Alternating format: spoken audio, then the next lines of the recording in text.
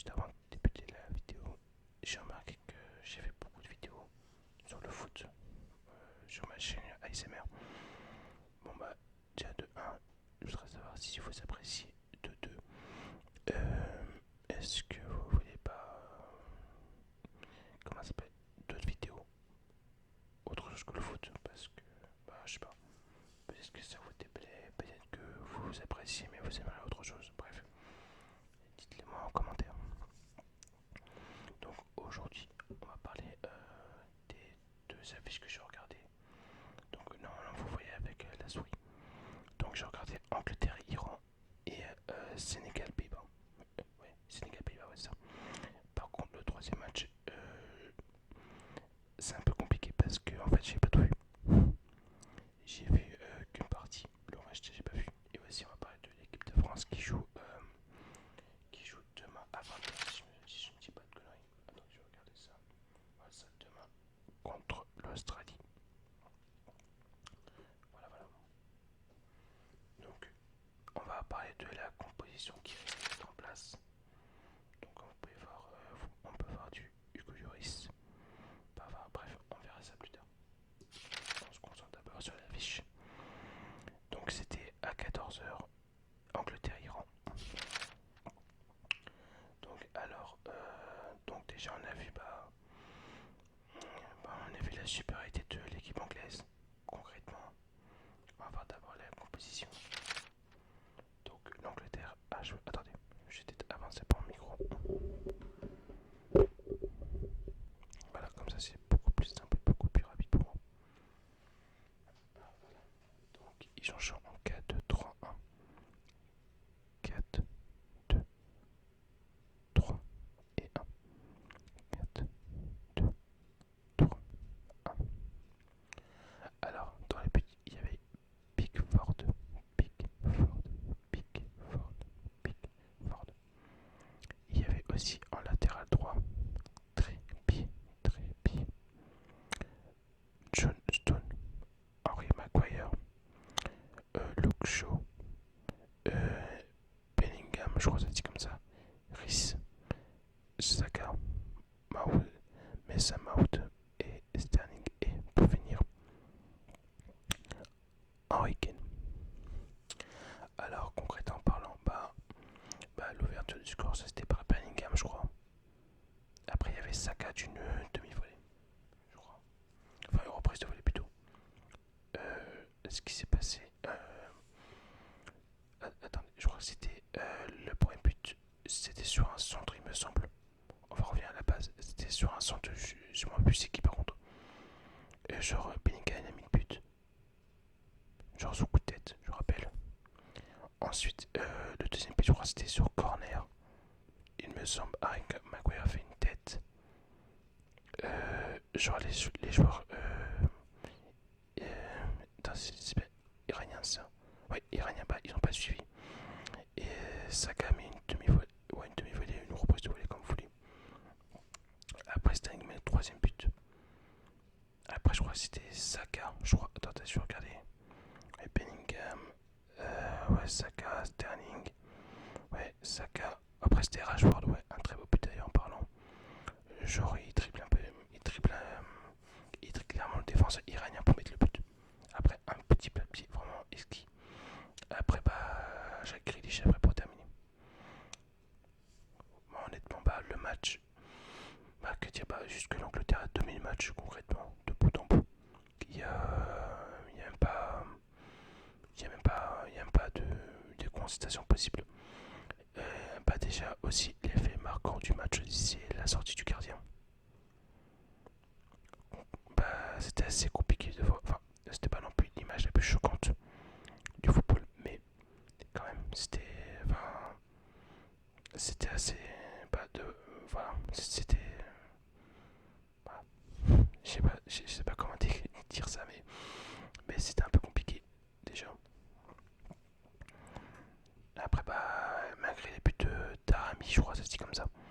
Le joueur de Porto, il me semble, je joue bien Porto, il me semble. Il me semble, j'ai déjà vu. Oui, c'est ça, il joue à Porto, voilà, j'avais bien vu, je le connais. Sinon, attendez, voilà.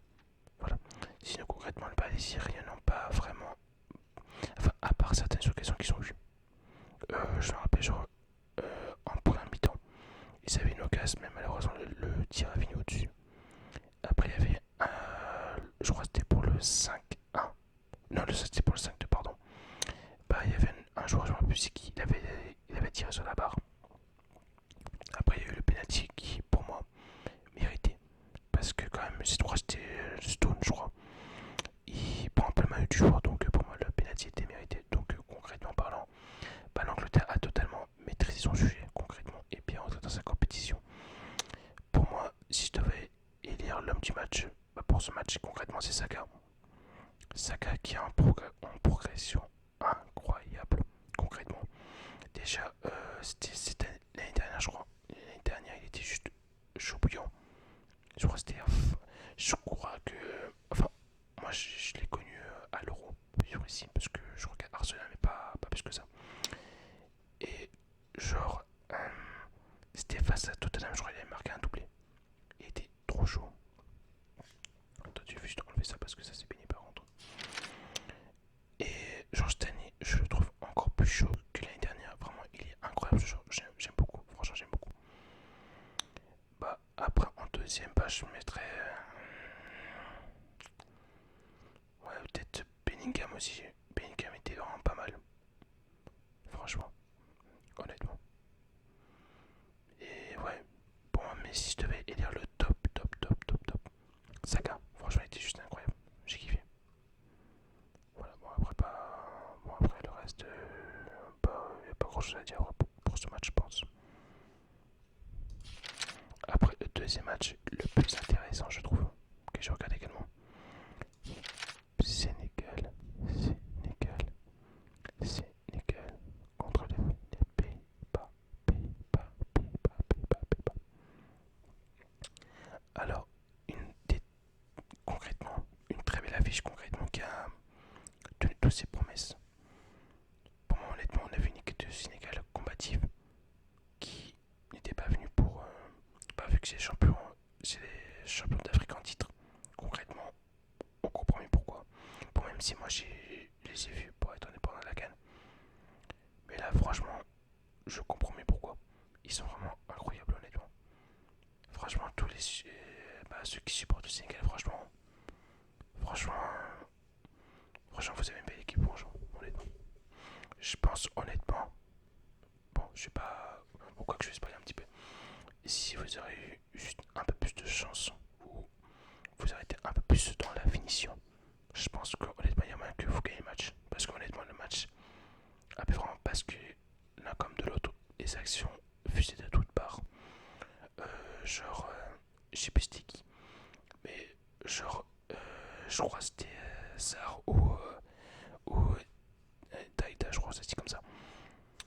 Franchement, il avait enrhumé Mathis de Ligt. Mathis de Ligt, il a bu la tasse, je trouve, de mon point de vue. Il avait plus la tasse pendant tout le match, honnêtement. Van Dijk était un peu plus au-dessus, mais voilà, honnêtement, le match a été super beau. J'espère que vous l'avez vu, mais si vous ne l'avez pas vu, honnêtement, ça s'est joué au dernier minute, tout ça, 84e et 90e. Honnêtement, déjà, il y avait qui Je sais plus. Tiens, Kanake aussi. Kanake, la vie que quand je l'ai vu jouer, c'est bien, c'est Kanake, c'est bien ça. Ouais, voilà. La vie, ma mère, que quand je l'ai vu jouer aujourd'hui, je me suis dit, la vie, c'est Kevin De Bruyne. Je me suis dit, c'est pas possible. Le gars, il arrivait, il tirait, c'était cadré et tout. Même si, j'avoue, bon, moi je regardais, je suis supporter du Paris Saint-Germain. Mais il y avait des moments où, genre, bon, on sait que des fois, quand il tire, ça peut rentrer, ça peut être dangereux. Mais lui, par exemple, là, je crois que c'était sur. Je sais pas combien de tirs il a fait. En tout cas, je pense une bonne dizaine. Pas sur 10, je pense, allez, sans mentir. Bon, peut-être que je vais un peu exagérer. Mais sur 10, 7 était cadré. Franchement, il était juste incroyable. Pour moi, honnêtement, comme si honnêtement c'était vraiment un très bon match. Par exemple, il y avait une action aussi qui m'a marqué. Euh, bon, ça par contre, c'est du côté des Pays-Bas. Par contre, je restais en premier temps, il me semble. Genre De Jong, il avait, je crois qu'il pouvait tirer pendant au moins plus de 10 minutes. Il était tout seul face au gardien, mais il a voulu dribbler. Et Dormendi, c'est assez dommage. Enfin, ça c'est dommage, mais bon. Bref, honnêtement,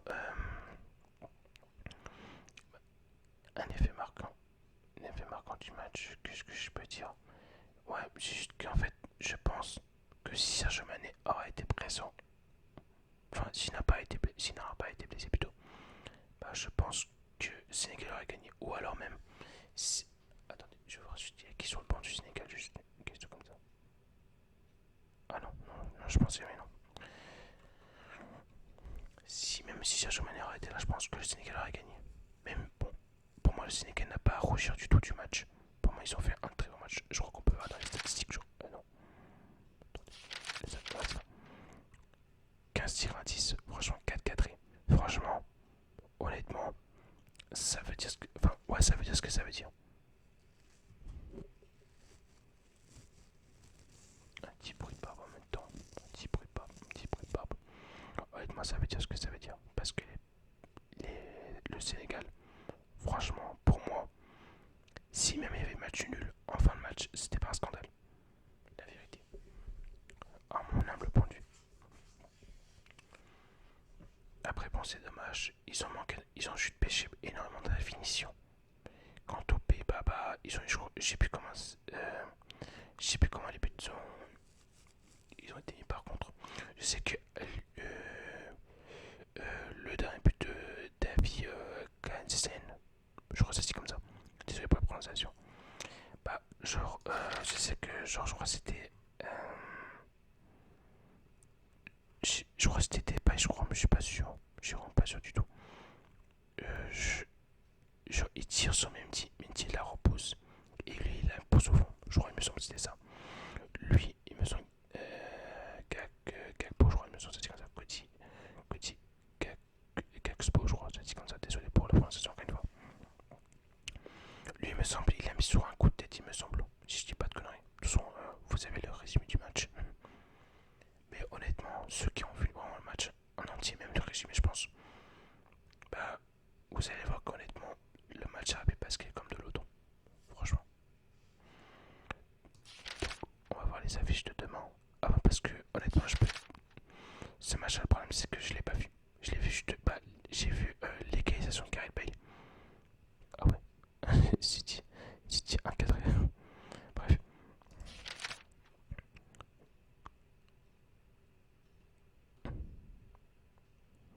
Ah ouais.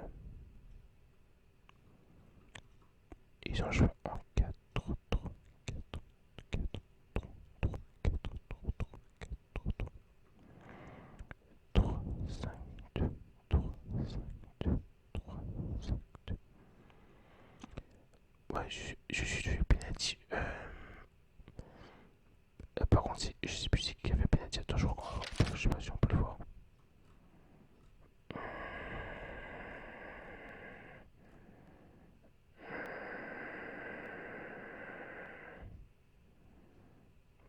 De Tim Ryan. Je sais pas si c'est dit comme ça. Ça, par contre, il y avait penalty. Parce que genre le tacle.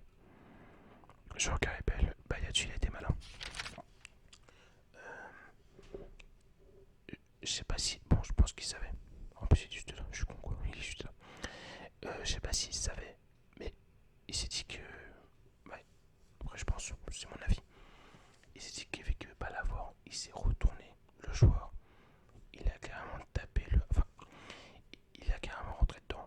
Concrètement, pour moi, le penalty est totalement justifié. Voilà. Concrètement. Il n'y a pas de. Et très bien tiré de la part de Gareth Bale. Gareth Bale. J'aime énormément ce joueur aussi. Franchement, ce joueur, je trouve juste. Enfin, à l'époque, je suis à l'époque de la BBC.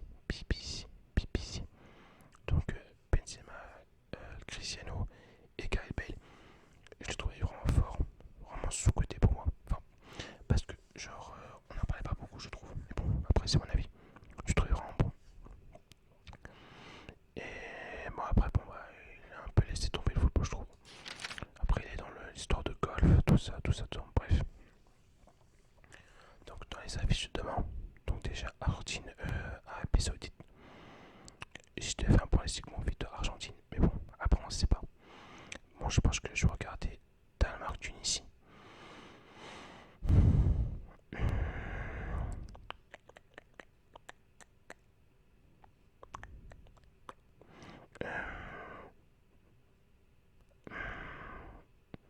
Je dirais un petit match nul, je pense. Je vais peut-être choquer certains, mais je pense un petit match nul. Mexique-Pologne. Je pense victoire Mexique parce que Mexique en Coupe du Monde, la vie. En fait, Mexique, dès que c'est une compétition, ils sont chauds. Pour moi, je verrai. Allez, je vais peut-être me lancer dans les paris. Argentine, Arabie Saoudite, je dirais 2-0 Argentine, je pense.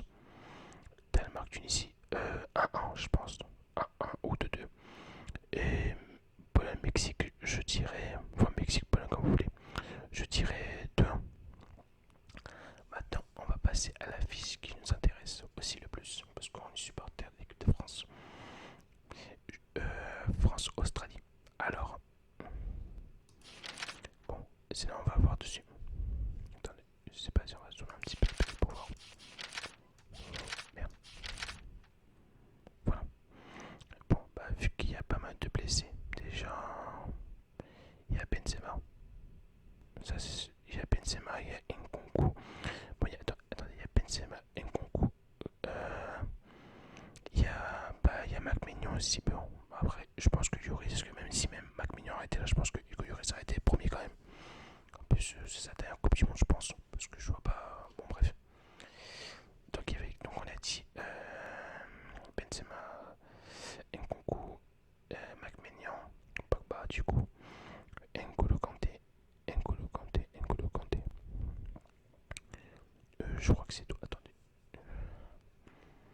Je crois, il me semble. Je sais pas, il me semble que. Bon, après tout, si vous ne travaillez pas encore, bah dites-le moi en commentaire. Et voilà. Et bah voilà, on se retrouve avec cette équipe-là. Bah honnêtement, je vois beaucoup de personnes la taille sur Twitter ou alors sur TikTok, même encore sur YouTube d'ailleurs. Bah je la trouve pas si mauvaise que ça, honnêtement. Parce que honnêtement, Hugo Lloris, bon bah ça c'est une valeur sur 200 comme j'ai dit. Je pense que comment il s'appelle, même si Mac Mignon aurait été là, je pense que Hugo Lloris l'aurait mis titulaire. Je pense. Bah le problème c'est que attendez, vous savez quoi? Attendez, je sais pas si on peut voir. Si on va voir vite fait. Attendez, on va voir ça tout de suite. Attendez. Ah, je sais pas pourquoi ça a stoppé d'un coup. Je sais pas pourquoi. Bon bref. Donc du coup, bah Lloris, bah pour moi de toute façon c'est indiscutable de toute façon. Ensuite, bah Pavard, bah c'est le seul. Concrètement parlant, c'est le seul. Konaté ou Varane. Konaté ou Varane. Bah j'aurais pu y mettre un Jules Comté. Parce que Jules Comté pour moi, après c'est mon avis bien sûr, c'est voilà. Pour moi je le trouve vraiment bon. Je le trouve vraiment bon. Avec le Barça. Et même dans le match de l'équipe de France. Bon à part l'Euro 2021 où il a joué hors de son poste. Sinon concrètement parlant, bah moi je le trouve plutôt pas mal. Upamecano, bah pourquoi pas. Pourquoi pas. Parce que le problème c'est que pour moi Varane, après normalement il y a des rumeurs du fait qu'il jouera pas. Pour moi c'est une bonne chose parce qu'il ne faut pas le cramer direct. Pour moi s'il doit prendre son temps, même venir au deuxième ou troisième match, bah tant mieux. Mais pour moi le mettre direct pour qu'il se blesse et qu'il ne joue plus, pour moi c'est pas intéressant. Donc pour moi la défense centrale, pour moi, bon je valide. Même si j'aurais mis un Condé ou alors, oui un Condé ou alors un Saliba, mais bon. Lucas Hernandez, j'aurais plus mis son frère personnellement, Théo. Donc Chouamini et Rabiot. Oui, parce que je vois pas qui d'autre. Griezmann j'irais plus en milieu offensif.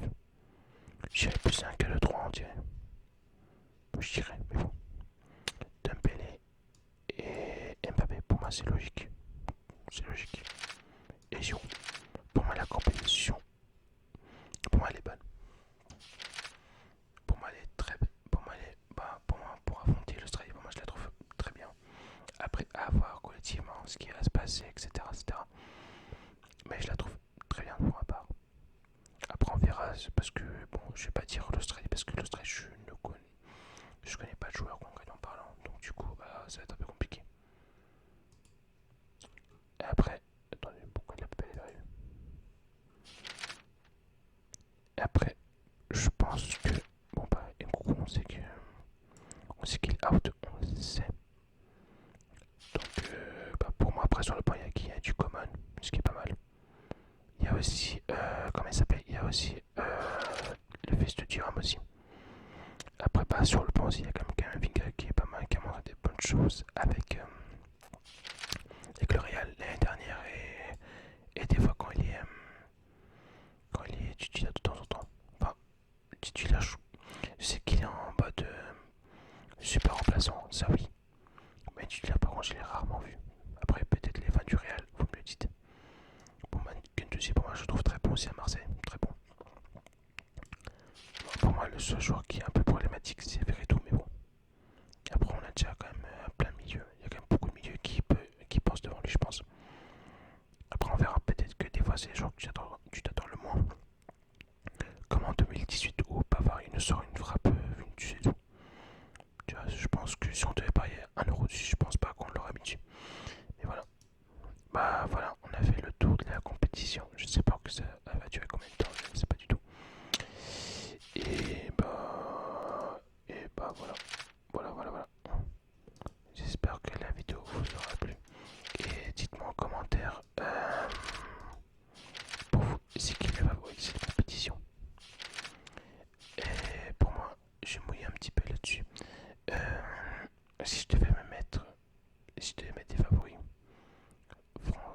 ouais, Argentine, allez, Brésil, Pays-Bas aussi, mais bon, Pays-Bas après voilà, Angleterre et France. Et aussi,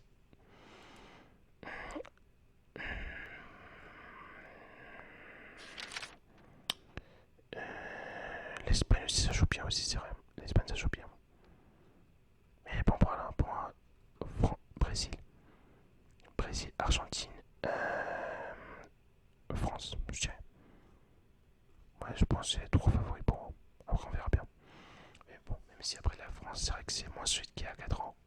Pour, par exemple, le milieu de terrain, il n'y a pas de Pogba ou de Kanté. Mais bon, pour moi, je pense que ça pourrait le faire. Après, on verra bien. J'espère que la vidéo vous aura plu. J'espère que vous dormez déjà. Si vous ne dormez pas, bah, dites-moi en commentaire c'est qui pour vous les favoris. Et bah, on se dit à la prochaine. Peut-être à demain. Je vais voir si je peux faire une vidéo